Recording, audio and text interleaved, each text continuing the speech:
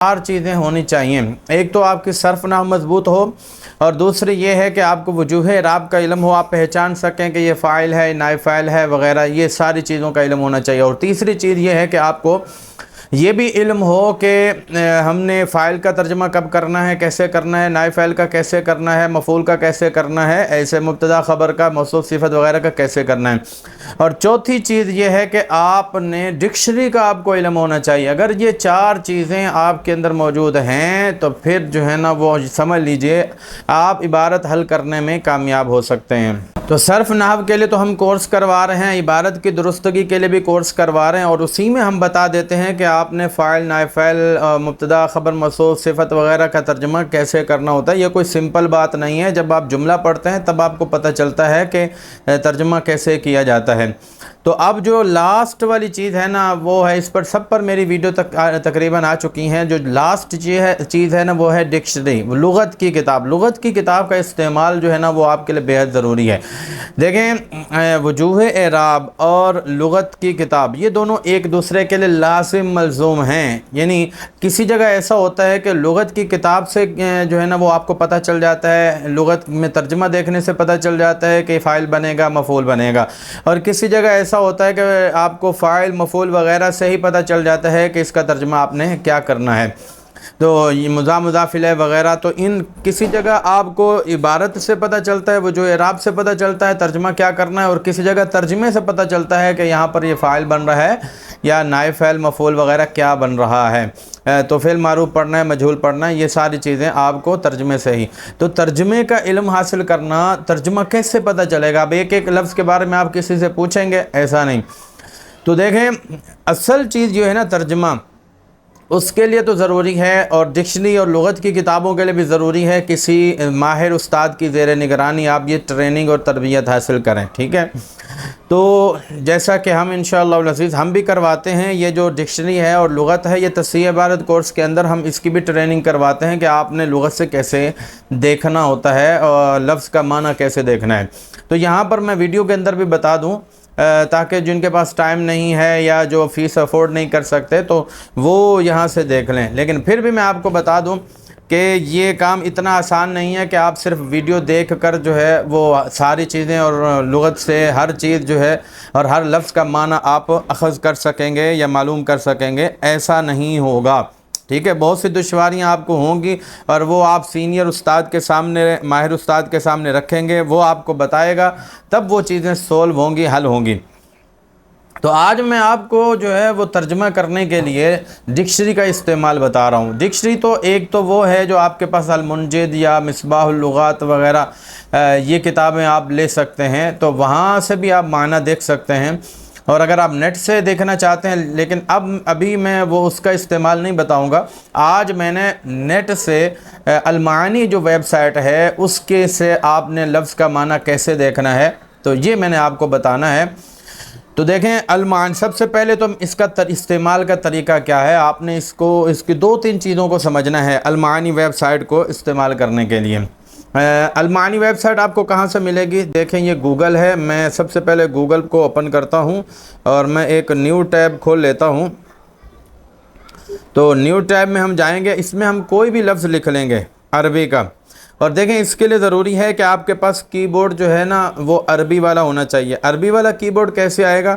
دیکھیں یہاں پر ایک سیٹنگ کا نشان ہوگا، تو سیٹنگ کے نشان میں جائیں گے کہ تو آگے لینگویج آ جائے گی۔ تو لینگویج میں جو ہے نا میں نے آلریڈی یہ کی بورڈ ایڈ کیا ہوا ہے، اگر آپ نے کی بورڈ ایڈ نہیں کیا تو یہاں ایڈ کی بورڈ کا لفظ لکھا ہوا ہے، تو آپ نے یہاں سے ایڈ کر لینا ہے۔ نیچے دیکھیں گے العربیہ جہاں پر ہوگی تو وہاں سے آپ نے کی بورڈ ایڈ کر لینا ہے۔ تو سب سے پہلے تو آپ نے کی بورڈ ایڈ کرنا ہے، تو عربی کی بورڈ ہی کا یوز ہوگا، عربی کی بورڈ کو بھی آپ کو سمجھنا ہے، ٹھیک ہے؟ اتنا سمپل نہیں ہے۔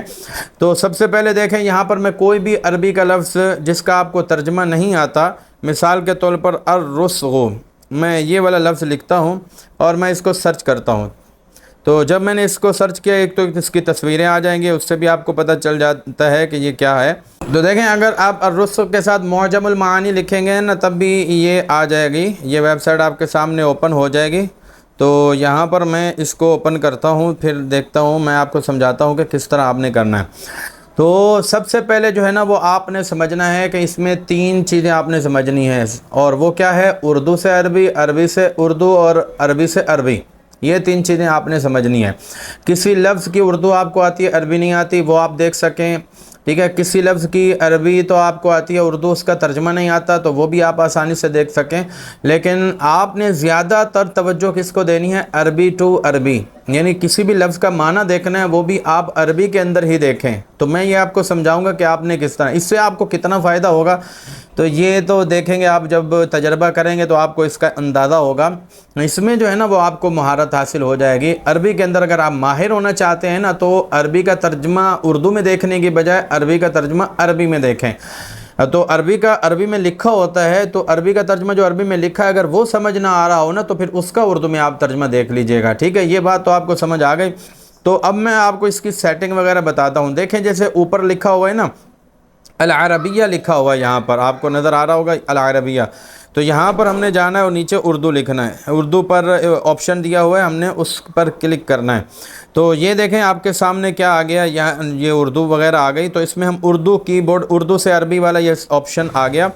تو اس میں ہم اردو میں کوئی بھی لفظ لکھیں گے، مثلا ہم اردو میں گلاس لکھتے ہیں، تو اب دیکھتے ہیں کہ اس کی عربی آتی ہے۔ دیکھیں گلاس کی عربی آ گئی، کوب جمع ہے اکواب، کأسن بھی ہے جمع اکواس، اور زجاجہ بھی ہے جمع زجاجات، قدحن پیالے کو بولتے ہیں، مرآتن، ٹھیک ہے جی۔